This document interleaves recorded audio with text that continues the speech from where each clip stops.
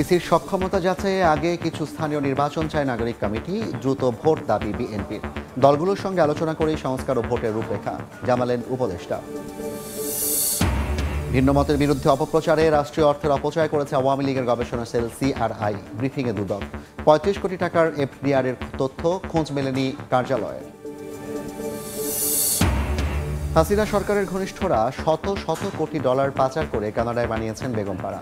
High কমিশনারের সঙ্গে সাক্ষাতে প্রধান উপদেষ্টা অর্থ ফেরাতে চাইলেন সহায়তা। এবং তুরাগ তীরে জিকির আজকারে নিমগ্ন মুসল্লিরা প্রথম পর্বের দ্বিতীয় ধাপের আখেরি মোনাজাতকাল। আগামীতে টঙ্গীতে আয়োজন না করার শর্তে এবার সাতপন্থীদের অনুমতি।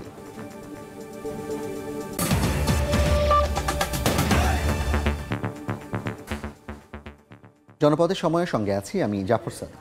ইসি নিরপেক্ষতা ও সক্ষমতা যাচাইয়ে সংসদ নির্বাচনের আগে কিছু স্থানীয় নির্বাচন চায় জাতীয় নাগরিক কমিটি। স্থানীয় সরকার ব্যবস্থা সংস্কার কমিটির কাছে 15 দফা প্রস্তাব জমা দিয়েছেন নেতারা। সরকার ও রাজনৈতিক দলগুলো আলোচনা করে নির্বাচনের বিষয়ে সিদ্ধান্ত নেবে বলে জানিয়েছেন স্থানীয় সরকার সংস্কার কমিশনের প্রধান তোফায়েল আহমেদ। নির্বাচন ব্যবস্থা সহ রাষ্ট্র সংস্কারে কমিশন করেছে অন্তর্বর্তী সরকার। অংশীজন ও সাধারণ নাগরিকদের পরামর্শ নিতে এরই মধ্যে বেশ কয়েকটি কমিশন তাদের সুপারিশ জমা দিয়েছে। চলতি মাসের শেষ দিকে জমা দেওয়ার কথা রয়েছে স্থানীয় সরকার ব্যবস্থা সংস্কার কমিশনের সুপারিশ। মঙ্গলবার রাজধানীর আগারগাঁয়ে জাতীয় স্থানীয় সরকার ইনস্টিটিউটে স্থাপিত সংস্কার কমিশনের কার্যালয়ে কমিশন প্রধানের কাছে 15 দফা প্রস্তাবনা তুলে দিলেন জাতীয় নাগরিক কমিটির নেতারা। ইউনিয়ন পরিষদ নিজে বাজেট প্ল্যান করবে এবং ইমপ্লিমেন্ট করবে। সেক্ষেত্রে তার ইউনিয়ন পর্যন্ত কিংবা উপজেলা পর্যন্ত যাওয়ার কোনো প্রয়োজন নেই। যথাযথভাবে ডিসেন্ট্রালাইজেশন হয়, বিকেন্দ্রীকরণ হয়, তখন আসলে সেক্ষেত্রে আপনার যে স্থানীয় যে প্রশাসন আছে, প্রশাসনের দৌরাত্ম্য এবং প্রশাসনের যে নিয়ন্ত্রণ, সেটা অনেকাংশেই কমে যাবে। এ সময় ইসির নিরপেক্ষতা ও সক্ষমতা যাচাইয়ে জাতীয় নির্বাচনের আগে কিছু স্থানীয় নির্বাচন করার দাবি জানান কমিটির নেতারা। মানুষজন স্থানীয় সরকার নির্বাচন চাচ্ছে, শুধুমাত্র রাজনৈতিক দলগুলো বিরোধিতা করবে এজন্য আপনি স্থানীয় সরকার নির্বাচন এই মুহূর্তে দেবেন না, এটা কিন্তু হতে পারে না। আমরাও দেখতে চাই যে এই নির্বাচন কমিশন সত্যিকার অর্থে কতটুকু নিরপেক্ষ, কতটুকু স্বায়ত্তশাসিত এবং কতটুকু তারা আসলে সক্ষম। এই সক্ষমতাটা যাচাই হওয়ার জন্য স্থানীয় সরকার নির্বাচনটা আগে হওয়া উচিত। জাতীয় নাগরিক কমিটির প্রস্তাবনা ইতিবাচক উল্লেখ করে সরকার ও রাজনৈতিক দলগুলো আলোচনা করে নির্বাচনের বিষয়ে সিদ্ধান্ত নেবে বলে জানান সংস্কার কমিশনের প্রধান। উপজেলাতে যেন পূর্ণাঙ্গ আদালত যায়, দেওয়ানি ফৌজদারি।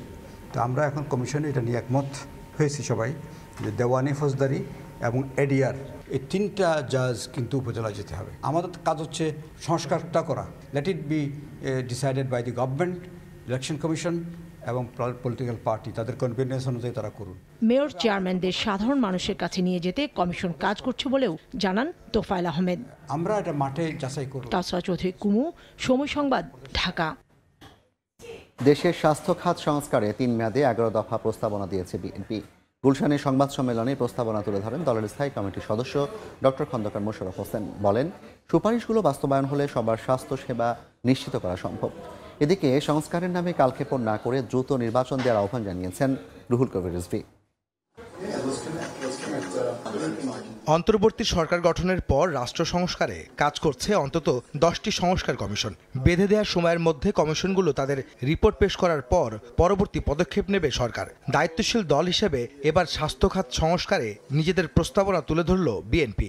আমাদের যে মঙ্গলবার সকালে গুলশানে বিএনপি চেয়ারপারসনের রাজনৈতিক কার্যালয়ে সবার জন্য স্বাস্থ্য শিরোনামে 3 মেয়াদে সংস্কার প্রস্তাবনা তুলে ধরেন দলটির স্থায়ী কমিটির সদস্য ডক্টর খন্দকার মোশাররফ হোসেন। বিগত 15 বছর স্বাস্থ্য খাতে পরিকল্পিত উদাসীনতা ও দুর্নীতির ব্যাপকতার মাধ্যমে জনগণ উচ্চমূল্যের বেসরকারি চিকিৎসা গ্রহণে বাধ্য হচ্ছে। এমত অবস্থায় প্রয়োজন সুষ্ঠু তদন্ত ও পর্যালোচনার মাধ্যমে দুর্নীতির নিরপেক্ষ অনুসন্ধান ও দোষীদের উপযুক্ত শাস্তি বিধান। সরকারের স্বাস্থ্য ব্যবস্থাপনায় সংস্কারের উদ্যোগকে স্বাগত জানালেও খন্দকার মোশাররফ বলেন, একটি নির্বাচিত সরকারের পক্ষেই জনপ্রত্যাশার সঙ্গে সঙ্গতিপূর্ণ সংস্কার প্রস্তাব প্রণয়ন ও তা বাস্তবায়ন সম্ভব। আমরা মনে করি না যে এই অন্তর্বর্তীকালীন সরকার দীর্ঘমেয়াদী, মধ্যমেয়াদী এই প্রস্তাবগুলো বাস্তবায়ন করার সময় পাবে। এটা আমরা করব যদি জনগণ আমাদেরকে নির্বাচিত করে।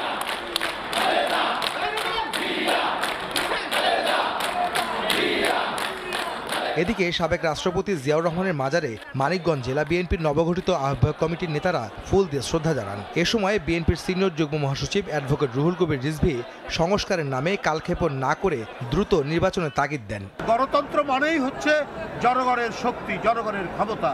সেই ক্ষমতা ফিরিয়ে দেওয়ার ব্যবস্থা তো করতে হবে, তার জন্য তারিখ নির্ধারণ করতে হবে। বিভিন্ন সংস্কারের বিষয়ে সরকার সব দলের সঙ্গে আলাপ আলোচনা করে সিদ্ধান্ত নেবে বলে প্রত্যাশা বিএনপি নেতাদের। একটি অবাধ সুষ্ঠু নির্বাচন। আহমেদ সালেহীন, সময় সংবাদ, ঢাকা। ৬ সংস্কার কমিশনের সুপারিশ নিয়ে ফেব্রুয়ারির মাঝামাঝিতে রাজনৈতিক দলগুলোর সঙ্গে বসবে জাতীয় ঐক্যমত্য কমিশন। আলোচনায় নেতৃত্ব দেবেন কমিশন প্রধান ডক্টর মোহাম্মদ ইউনূস। বিকালে সংস্কার কমিশনের প্রধানদের সঙ্গে বৈঠক শেষে আইন উপদেষ্টা আরও জানান, রাজনৈতিক দলের সঙ্গে আলোচনা করে সংস্কার ও নির্বাচনের রূপরেখা ঠিক করা হবে। জাতীয় ঐক্যমত্য কমিশনের প্রথম আনুষ্ঠানিক বৈঠক অনুষ্ঠিত হবে। আমরা আশা করছি এটা ফেব্রুয়ারির মাঝামাঝি সময় অনুষ্ঠিত হবে। সভাপতিত্ব করবেন ঐক্যমত্য কমিশনের প্রধান ডক্টর মোহাম্মদ ইউনূস এবং এখানে সকল রাজনৈতিক দল এবং আন্দোলনের যারা পক্ষশক্তি ছিল তাদের প্রতিনিধিরা থাকবেন। যত দ্রুত সম্ভব আমাদের সংস্কারের ক্ষেত্রে করণীয় কি সেটা ঠিক করা হবে। আমরা জানি সংবিধান নিয়ে বিভিন্ন পদ্ধতিতে ঐক্যমত করা সম্ভব।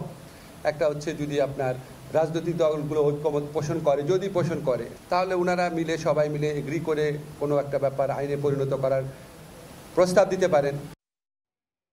ভিন্ন মতের বিরুদ্ধে অপপ্রচারে রাষ্ট্রীয় অর্থের অপচয় সহ নানা অনিয়ম করেছে আওয়ামী লীগের গবেষণা সেল CRI। ব্রিফিংয়ে এমন দাবি করেছে দুদক। প্রতিষ্ঠানটির নামে IFIC ব্যাংকে 35 কোটি টাকার FDR সহ বিভিন্ন ব্যাংক লেনদেনের তথ্য পেয়েছে সংস্থাটি। যদিও অভিযান চালিয়ে CRI কার্যালয়ের অস্তিত্ব পায়নি দুদক। Centre for research and information বা CRI এর কার্যালয়ের সন্ধানে মঙ্গলবার দিনভর অভিযানে দুদক। ধানমন্ডি সহ একাধিক স্থানে ঠিকানা ব্যবহার করা হলেও মেলেনি অস্তিত্ব। দুদকের অভিযানের দলনেতা জানান, রাষ্ট্রীয় অর্থে আওয়ামী লীগের রাজনৈতিক এজেন্ডা বাস্তবায়নে গবেষণা সেলটির বিরুদ্ধে ট্রাস্টের অনুকূলে অনুদান বরাদ্দ সহ বিভিন্ন মন্ত্রণালয়ের অর্থ নয়ছয়ে জড়িত থাকার অভিযোগ মিলেছে। প্রাতিষ্ঠানিক কার্যক্রমে রাষ্ট্রীয় অর্থের প্রতিসাধন করেছে কিনা সেটা যাচাইয়ের জন্য আমাদের কমিশন থেকে আমরা অভিযানের প্রেক্ষিতে বের হই, অভিযানের জন্য আসি। তো আমাদের এই ছিল ওনাদের যে প্রতিষ্ঠান অফিস কোথায় আছে সেই অফিসগুলো একটু সন্ধানে গিয়ে তারপরে সেখান থেকে আমরা কোনো রেকর্ডপত্র পাই কিনা সেটা পর্যালোচনা করার। আমরা ওনাদের অফিসে আসি, অফিসে গিয়ে এখানে কোনো অফিসের সন্ধান পাইনি।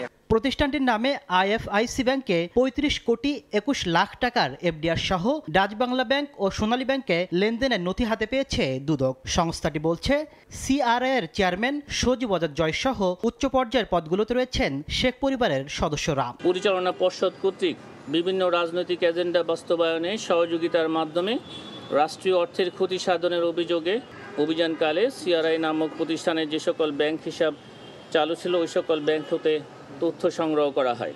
প্রাপ্ত তথ্যাদি পর্যালোচনায় দেখা যায় IFIC ব্যাংকে CRI নামক প্রতিষ্ঠানটির নামে একটি 35 কোটি 21 লক্ষ টাকার FDR রয়েছে। এদিন পাসপোর্ট অধিদপ্তরের সাবেক পরিচালক আব্দুল্লাহ আল মামুনের বিরুদ্ধে 2 কোটি 56 লাখ টাকার অবৈধ সম্পদ অর্জনের অভিযোগে চার্জশিট দিয়েছে দুদক। তাসলিম তৌহিদ, সময় সংবাদ, ঢাকা। শেখ হাসিনার ঘনিষ্ঠরা শত শত কোটি ডলার পাচার করে কানাডায় বানিয়েছে বেগমপাড়া। পাচারের অর্থ ফেরাতে দেশটির সহায়তা চাইলেন প্রধান উপদেষ্টা। কানাডার হাইকমিশনার অজিত সিং এর সঙ্গে বৈঠকে সহায়তা চান ডক্টর মোহাম্মদ ইউনূস। প্রধান উপদেষ্টা বলেন, হাসিনা সরকারের ঘনিষ্ঠ ধনী ব্যক্তি, রাজনীতিবিদ ও তাদের ঘনিষ্ঠজনরা বিপুল অর্থ বিদেশে পাচার করেছেন। এ সময় কানাডার হাইকমিশনার জানান, তাদের দেশে অর্থ জব্দ ও পুনরুদ্ধারে নির্দিষ্ট প্রক্রিয়া রয়েছে। বাংলাদেশ সরকার সুনির্দিষ্ট তালিকা দিলে সে অনুযায়ী ব্যবস্থা নেওয়া হবে। বৈঠকে বাংলাদেশে কানাডার বিনিয়োগ বাড়ানোর বিষয়ে আলোচনা করেন প্রধান উপদেষ্টা। একই সঙ্গে ঢাকায় কানাডার ভিসা অফিস খোলার আহ্বান জানান ডক্টর ইউনূস। দুদকের তদন্তের স্বার্থে বাংলাদেশ ব্যাংকের ভল্টে সংরক্ষিত বর্তমান ও সাবেক কর্মকর্তাদের লকার ফ্রিজ করেছে কেন্দ্রীয় ব্যাংক। কেন্দ্রীয় ব্যাংকের ভারপ্রাপ্ত মুখপাত্র মোহাম্মদ শাহরিয়ার সিদ্দিকী জানান, কতদিন ফ্রিজ থাকবে তা নিশ্চিত নয়, তবে কেউ চাইলে দুদকের অনুমতি নিয়ে হয়তো লকার খুলতে পারবে। সম্প্রতি বাংলাদেশ ব্যাংকের সাবেক ডেপুটি গভর্নর SK সুরু চৌধুরীর লকার থেকে বিপুল পরিমাণ বৈদেশিক মুদ্রা ও স্বর্ণালংকার উদ্ধার করেছে দুদক। তদন্ত অব্যাহত রাখতে এবার কেন্দ্রীয় ব্যাংকের ভল্টে থাকা সকল লকার ফ্রিজ করতে বাংলাদেশ ব্যাংককে চিঠি দেয় প্রতিষ্ঠানটি। মঙ্গলবার সেই চিঠি হাতে পেয়ে লকার ফ্রিজ করার সিদ্ধান্ত নেয় কেন্দ্রীয় ব্যাংক। ভারপ্রাপ্ত মুখপাত্র জানান, বাংলাদেশ ব্যাংকের ম্যানুয়াল অনুসরণ করে কর্মকর্তা কর্মচারীদের জন্য সেফ ডিপোজিট পলিসি অনুসারে ভল্টে থাকা আলমারিতে মূল্যবান সামগ্রী রাখার সুবিধা আছে। তবে কেন্দ্রীয় ব্যাংকের স্বল্প সংখ্যক কর্মী এই সুবিধা নিয়ে থাকেন। দুদকের একটা নির্দেশনা আছে যে সেখানে ডিপোজিটটা আপাতত কোনো ডিপোজিট না নেওয়া এবং যারা নিয়েছে তাদেরকে না দেওয়া, অর্থাৎ এটা সাময়িকভাবে এই সেফ ডিপোজিটটা বন্ধ আছে। যেহেতু দুদক বলেছেন, তাহলে দুদকের থেকে হয়তো বা কথা বলে এটাকে খুলতে হবে। এই সিদ্ধান্তে যেন কেউ হয়রানির শিকার না হয় সেই পরামর্শ দিয়ে অর্থনীতিবিদরা বলছেন, বাণিজ্যিক ব্যাংক ও আর্থিক প্রতিষ্ঠানগুলোকে অনিয়মের সাথে জড়িতদের নজরদারিতে আনা উচিত। বাংলাদেশ ব্যাংক এবং অন্যান্য বাণিজ্যিক ব্যাংকগুলো সেগুলোর ক্ষেত্রেও এই কর্মকর্তাদের উপরে নজরদারিটা বাড়াতে হবে। রাষ্ট্রায়ত্ত ব্যাংক এবং অন্যান্য যে সমস্ত প্রাইভেট ব্যাংক, তো সেখানকার কর্মকর্তাদেরও এরকম কোনো অবৈধ অর্থ আছে কিনা বা কোনো সম্পদ বা ফরেন কারেন্সি সেগুলো জমা আছে কিনা ওই লকারের মধ্যে, সেটাও একটু চেক করতে হবে। অবৈধ সম্পদ সংক্রান্ত দুর্নীতির মামলায় কেন্দ্রীয় ব্যাংকের সাবেক ডেপুটি গভর্নর এসকে সুর ও বিএফআইইউ প্রধান মাসুদ বিশ্বাস বর্তমানে কারাগারে। তাদের বিরুদ্ধে তদন্ত করতে গিয়েই কেন্দ্রীয় ব্যাংকের ভল্টে থাকা লকারের কথা জানতে পারে দুদক। সাদিক হাসান ইমন, সময় সংবাদ, ঢাকা। মূল্যস্ফীতি সহনীয় পর্যায়ে আসতে আরও 3 মাস অপেক্ষা করতে হবে বলে জানিয়েছেন অর্থ উপদেষ্টা। সচিবালয়ে সরকারি ক্রয় সংক্রান্ত উপদেষ্টা পরিষদের বৈঠক শেষে তিনি জানান, দাম নিয়ন্ত্রণে চাল ডাল সহ নিত্যপণ্যের আমদানি বাড়ানো হয়েছে। রাজনৈতিক অস্থিতিশীলতা, অত্যাবশ্যকীয় পণ্যের মজুদ সরবরাহ ঘাটতি সহ নানা কারণে মূল্যস্ফীতির হার 2 অঙ্কের ঘর অতিক্রম করে বেশ আগেই। পরিস্থিতি মোকাবিলায় সুদ হার বাড়ানো সহ বাংলাদেশ ব্যাংকের কঠোর মুদ্রানীতি অনুসরণের পরেও জিনিসপত্রের দাম আকাশচুম্বী। এর মধ্যেই অর্থ যোগান বাড়াতে গত মাসে হঠাৎ করেই ভ্যাট আরোপের সিদ্ধান্ত নেয় সরকার। এতে আরও সংকটে পড়ে নিম্ন ও নির্দিষ্ট আয়ের মানুষ। এমন পরিস্থিতিতে সচিবালয়ে সরকারি ক্রয় সংক্রান্ত উপদেষ্টা পরিষদের বৈঠক শেষে অর্থ উপদেষ্টার কাছে প্রশ্ন ছিল, অন্তর্বর্তী সরকার ক্ষমতা নেয়ার 6 মাস পরেও মূল্যস্ফীতি কেন নিয়ন্ত্রণে আনা সম্ভব হচ্ছে না? মূল্যস্ফীতি উঠেছে, ডিফারেন্ট কারণ আছে। লোকজন হাতে টাকা ছিল, সাপ্লাই চেনটা অনেকরকম ব্রোকেন হয়েছে।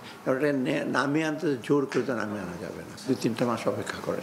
জুন মাসে গেলে হয়তো আমরা আইডিয়াল সিচুয়েশন যদি 6-7 মাসে যেতে পারি, এটা বেটার হয় আমাদের। অতি প্রয়োজনীয় জিনিসগুলো আমরা সরবরাহ কোনোদিন আমরা কমতে দেব না। বাংলাদেশের অর্থনৈতিক অবস্থার সঙ্গে শ্রীলঙ্কার তুলনা করা ঠিক নয় মন্তব্য করে উপদেষ্টা আরও বলেন, দেশের মাত্র 12টি ব্যাংক কার্যকর থাকলেও বাকিগুলো চলছে খুঁড়িয়ে খুঁড়িয়ে। শ্রীলঙ্কা আর বাংলাদেশ এক না। যদি আমরা এই কাউন্টার ইস্যুগুলো না নিতাম, বাংলাদেশের অবস্থা কিন্তু একেবারে একটা অকল্পনীয় অবস্থায় চলে যেতাম। কারণ কোথাকার অর্থ নাই, তো সব ব্যাংক থেকে অর্থ চলে গেছে। ভ্যাটের প্রভাবে পণ্যের দাম যতটুকু বেড়েছে, ব্যবসায়ীরা তার চেয়ে অনেক বেশি মুনাফা করছেন বলেও মন্তব্য করেন অর্থ উপদেষ্টা। কয়েকদিনের মধ্যে প্রসূন আশিস, সময় সংবাদ, ঢাকা। দীর্ঘ 33 বছর পর উত্তাপ ছড়াচ্ছে জাহাঙ্গীরনগর বিশ্ববিদ্যালয় কেন্দ্রীয় ছাত্র সংসদ নির্বাচন। বিশ্ববিদ্যালয়ের প্রশাসনের পক্ষ থেকেও চলছে তোড়জোড়। তবে সংস্কারের আগে ও পরে ভোট নিয়ে ভিন্ন মত রয়েছে ছাত্র সংগঠনগুলোর। মনির হোসেনের ছবি ও মোজাফফর হোসেন জয়ের তথ্য নিয়ে রিপোর্ট। জাহাঙ্গীরনগর বিশ্ববিদ্যালয় দেশের সবচেয়ে বড় আবাসিক ক্যাম্পাস এটি। বিভিন্ন ইস্যুতে আন্দোলন সংগ্রামে সারা বছরই আলোচনায় থাকে বিশ্ববিদ্যালয়টি। আবাসিক হলের প্রায় 15,000 শিক্ষার্থী সহাবস্থানে থাকলেও জাকসু নির্বাচন না হওয়ায় নেতৃত্বের অভাবী তারা। গত 5 আগস্ট দেশের পট পরিবর্তন হলে দীর্ঘ 33 বছর পর ক্যাম্পাস জুড়ে বইছে জাকসু নির্বাচনের আমেজ। কিন্তু ছাত্র সংগঠনের মধ্যে দেখা দিয়েছে দ্বিধা বিভক্তি। তবে ছাত্রদল, সাংস্কৃতিক জোট ও বাম সংগঠনের ছাত্র নেতারা বলছেন, সব অংশীজনের সঙ্গে আলোচনা, গঠনতন্ত্র সংস্কার ও ভোটার তালিকা পুনর্মূল্যায়ন সহ লেভেল প্লেইং ফিল্ড তৈরি না করে জাকসু নির্বাচন গ্রহণযোগ্য হবে না। যারা আসলে হামলার সাথে জড়িত ছিল এই গণ অভ্যুত্থানে, তাদেরকে জাকসুর সকল ধরনের কার্যক্রমের বাইরে রেখে স্থগিত করে প্রশাসন আসলে চাইলে জাকসুটা করতে পারে। গঠনতন্ত্র সংস্কার সহ অনেকগুলো দাবি আমরা জানিয়েছি। জাকসু নির্বাচন নিয়ে মতবিরোধ থাকলেও যৌক্তিক সংস্কার ও অংশীজনদের সঙ্গে আলোচনা সহ নির্বাচনের সব প্রস্তুতি সম্পন্ন করতে সর্বোচ্চ অগ্রাধিকার দিচ্ছে বিশ্ববিদ্যালয় প্রশাসন। গঠনতন্ত্রে যে এখতিয়ার আছে নির্বাচন কমিশন কিন্তু ডিটেইলস তফসিল ঘোষণা করবে। জাহাঙ্গীরনগর বিশ্ববিদ্যালয় প্রতিষ্ঠার পর এ পর্যন্ত 8 বার ছাত্র সংসদ নির্বাচন হয়। এর মধ্যে 1972 সালে প্রথম এবং সবশেষ নির্বাচন হয় 1992 সালে। সময় সংবাদ, সাভার। 23 জেলা নিয়ে চলছে 58তম বিশ্ব ইজতেমার প্রথম পর্বের দ্বিতীয় ধাপ। তুরাগ তীরে জিকির আজকারে নিমগ্ন মুসল্লিরা। কোরআন হাদিসের নসিহতপূর্ণ বয়ান শুনে সময় পার করছেন ধর্মপ্রাণ মুসল্লিরা। কাল আখেরি মোনাজাত সুষ্ঠুভাবে সম্পন্ন করতে সব ধরনের প্রস্তুতি নেওয়া হয়েছে। এদিকে স্বরাষ্ট্র মন্ত্রণালয় জানিয়েছে, আগামীতে টঙ্গীতে আয়োজন না করার শর্তে এবার সাতপন্থীদের ইজতেমা করার অনুমতি দেওয়া হয়েছে। টঙ্গীর তুরাগ তীরে বিশ্ব ইজতেমা ময়দানে ধর্মপ্রাণ মানুষের ঢল। বয়ান, তালিম, জিকির ও অন্যান্য ইবাদতের মধ্য দিয়ে চলছে প্রথম পর্বের দ্বিতীয় ধাপের দ্বিতীয় দিনের কার্যক্রম। নিয়ম অনুযায়ী মঙ্গলবার ফজরের নামাজের পর থেকেই শুরু হয় ঈমান আমলের বয়ান। পাকিস্তান ও ভারত থেকে আসা বক্তারা নিজ নিজ ভাষায় বয়ান করেন, পরে বাংলা ভাষায় তা অনুবাদ করা হয়। আমরা তো এখানে আসা আমরা দিন সম্বন্ধে জানতে পারতাছি। ব্যক্তিগত জীবনে যদি একটা মানুষ শান্তি পেতে চায় তাহলে অবশ্যই তাকে দিন মানতে হবে। খিত্তায় অবস্থান নিয়ে জোটবদ্ধভাবে তালিম নেন মুসল্লিরা। এখানে দুনিয়ার কোনো স্বার্থ নেই বা নিজস্ব ব্যক্তিগত কোনো উদ্দেশ্য নেই। তাদের বয়ান শুনে আমাদের দিলের পরিবর্তন হয়েছে ইনশাআল্লাহ। ইজতেমার নিরাপত্তা নিয়ে সন্তুষ্ট আয়োজকরা। বুধবার আখেরি মোনাজাত সুষ্ঠুভাবে সম্পন্নে সব ধরনের প্রস্তুতি নিয়েছে পুলিশ। সূরা নিজামের যে পর্বটি সেটি দ্বিতীয় ধাপের সেটি আখেরি মোনাজাত 12টার সময় হবে। সেজন্য আপনাদের মাধ্যমে সকলকে জানাতে চাই, আখেরি মোনাজাতে আপনারা শরীক হবেন। ইনশাল্লাহ আমরা নিরাপত্তা ব্যবস্থা রাখবো, সম্পূর্ণ নিরাপদে থাকবে সবাই। 8 দিন বিরতি দিয়ে 14 ফেব্রুয়ারি থেকে শুরু হবে দ্বিতীয় পর্বের বিশ্ব ইজতেমা। আগামীতে টঙ্গীতে আয়োজন না করার শর্তে এবার সাতপন্থীদের এই অনুমতি দেওয়ার কথা জানিয়েছে স্বরাষ্ট্র মন্ত্রণালয়। মেহেদী হাসান, সময় সংবাদ, টঙ্গী, গাজীপুর। খাগড়াছড়িতে চলছে 3 দিন ব্যাপী নারী উদ্যোক্তা মেলা। মাটিরাঙ্গা জাতীয় মহিলা সংস্থার উদ্যোগে সকালে উপজেলা পরিষদ প্রাঙ্গণে শুরু হয় মেলা। মেলার উদ্বোধন করেন উপজেলা নির্বাহী কর্মকর্তা মঞ্জুর আলম। এর আগে বর্ণাঢ্য র্যালি বের করা হয়। নিজেদের হাতে তৈরি হস্তশিল্প, ঐতিহ্যবাহী খাবার, গহনা সহ নানা ধরনের পণ্যের পসরা সাজিয়েছেন নারী উদ্যোক্তারা। আগামী 6 ফেব্রুয়ারি পর্যন্ত চলবে এ মেলা।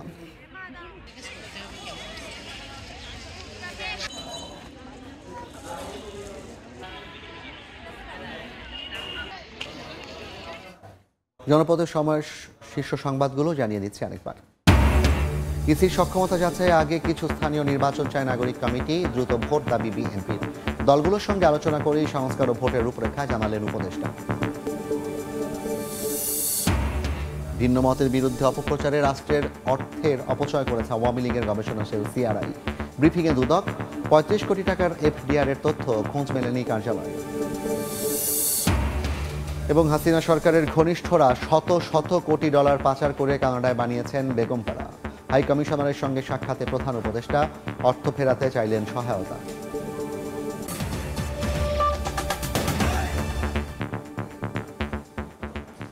এই ছিল জনপদের সময়। সঙ্গে থাকুন সময়।